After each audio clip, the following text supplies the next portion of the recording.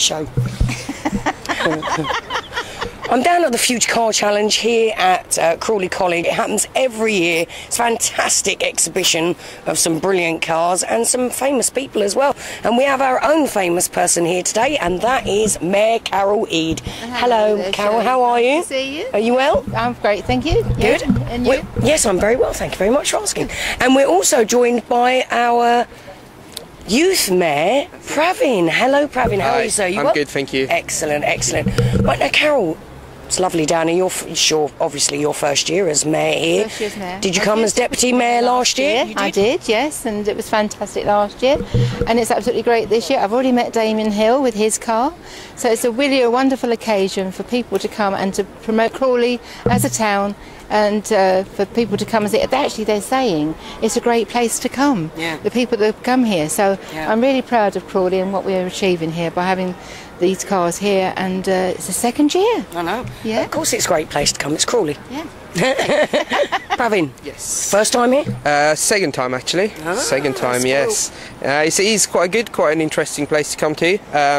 I mean, they say it's halfway point between the London to Brighton, and it's a great way to put Crawley on the map. I mean, loads of famous faces coming down today.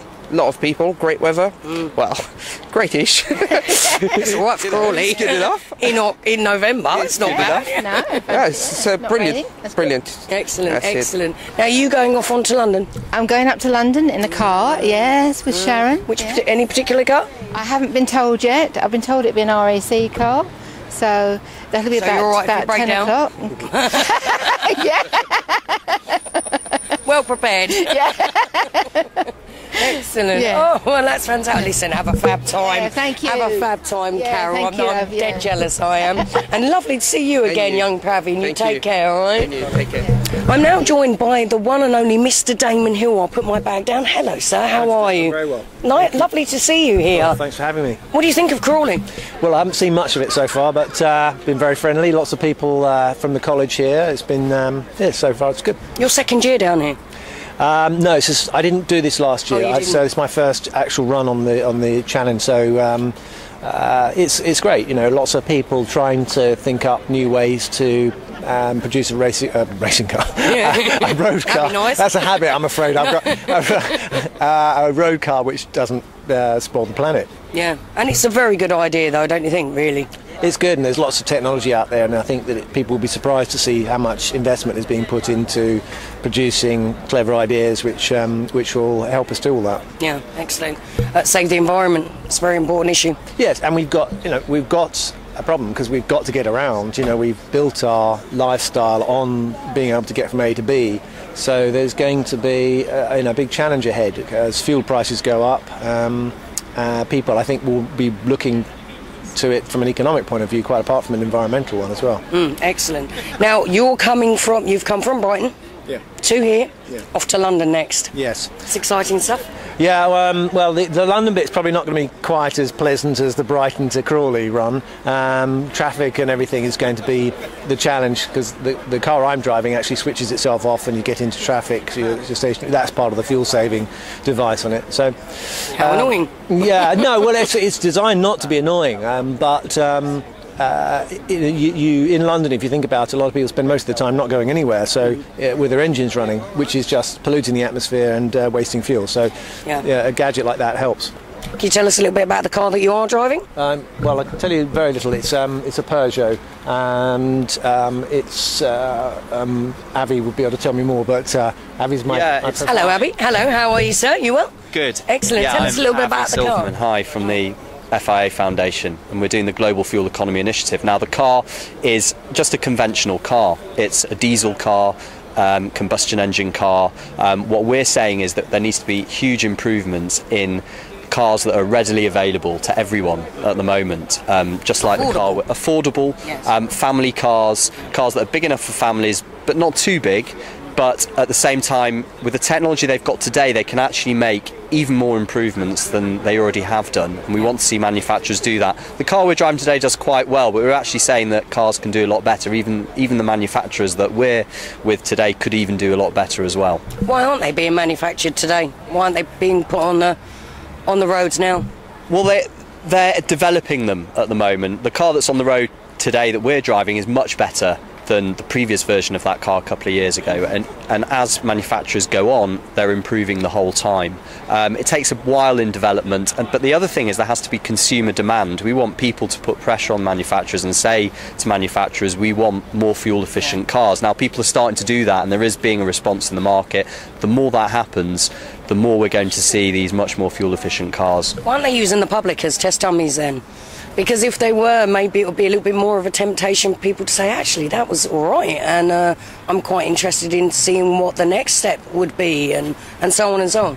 Well, one of the things we do is something called eco driving. We've supported eco driving programs where members of the public can get in a car and can be told and spoken to about how you can drive more fuel efficiently and see the improved fuel efficiency that brings in a car, and look at the latest technologies. And events like today are very important for that, so that people can engage with it and see people like Damon here driving these cars, and it just raises awareness for it, and then people can start thinking about it. People are thinking about it now, but events like this today do that even more. And that's the whole awareness point. Is the issue, really, isn't it? Thank you very much for that. Thank you, Damon, for talking to us. Thank you very much. And safe journey on to London. Thank you very much. Thank you. Very good. I just want to say, I don't want to shock you. We've just I've 98 to get from Brighton to here. And that thing down there is measuring the CO2. Personal errands. And they can't give me the figures yet, but very, very low. It's used the least amount of fuel. Oh, really? So I'm hoping to keep it above 90 miles. Oh my God.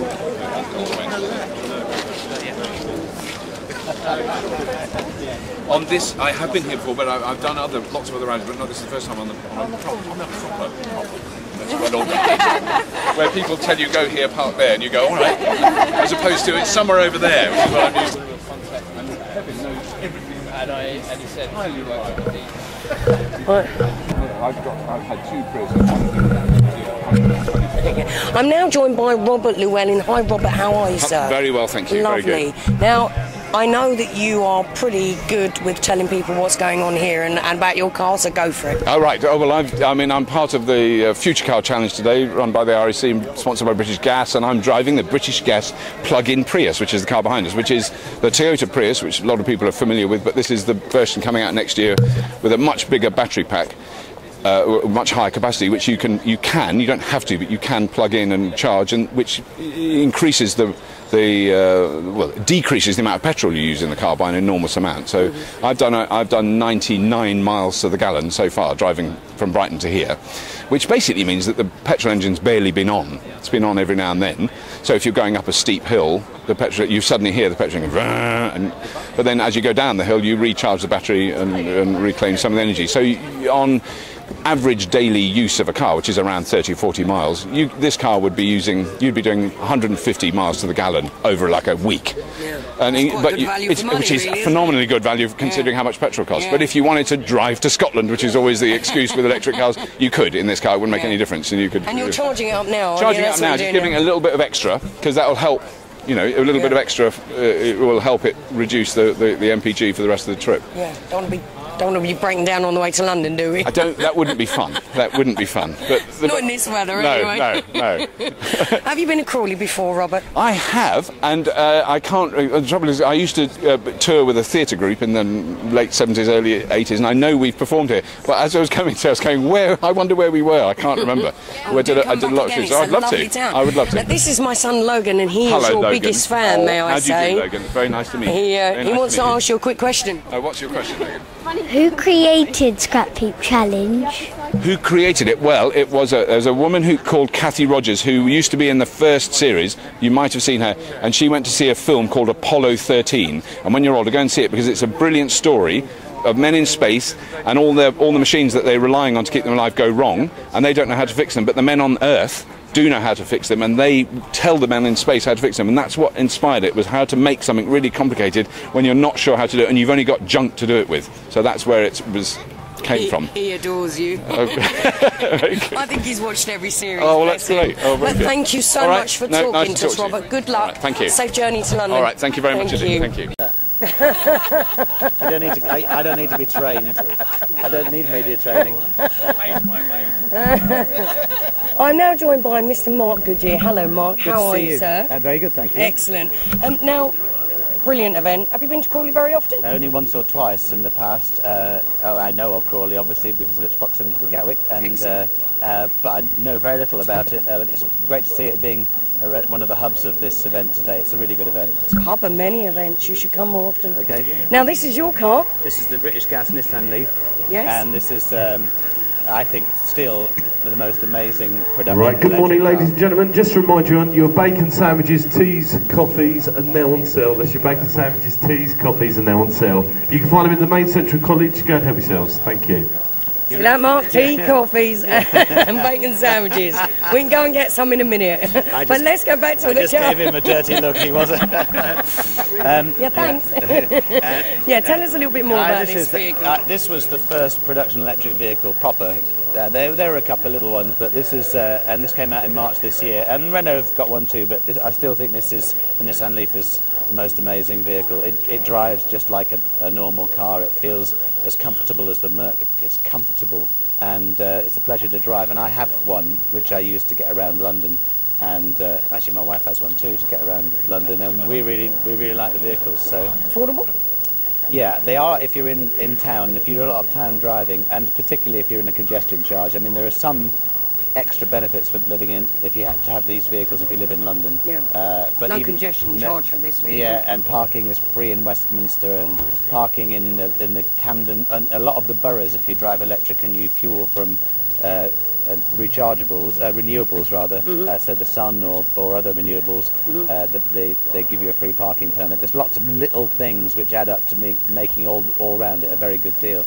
And but I tell our MP about that. Well, absolutely. But even if you're not in a city with those benefits, I think for local driving, if you're doing less than 100 miles a day, it's definitely going to be a choice in the future, if not right now. Yeah. I think people will come to these vehicles. Why are the public not being tempted with vehicles like this at the moment?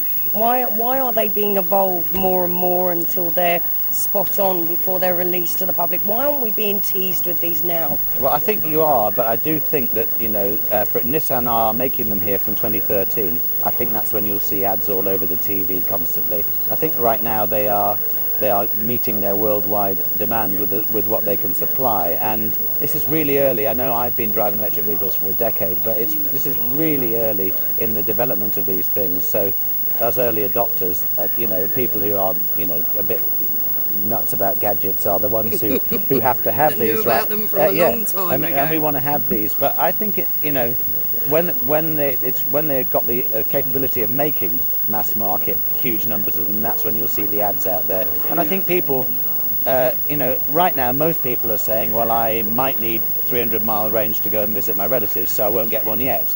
But in the end, people will start to think about cars like they think about mobile phones and laptops, and you really don't mind charging them. Yeah, everything new technology-wise is always frowned upon, first of all, and pretty much shunned, but people get used to it, and everybody's got a mobile phone now, haven't they? Apple got it right, and, I think Nissan have got it right with this. Excellent. Well, we would like to thank you and wish you all the best with your car. It's amazing. I'm about to leave. Bless you. Safe journey to London. Thank you very much.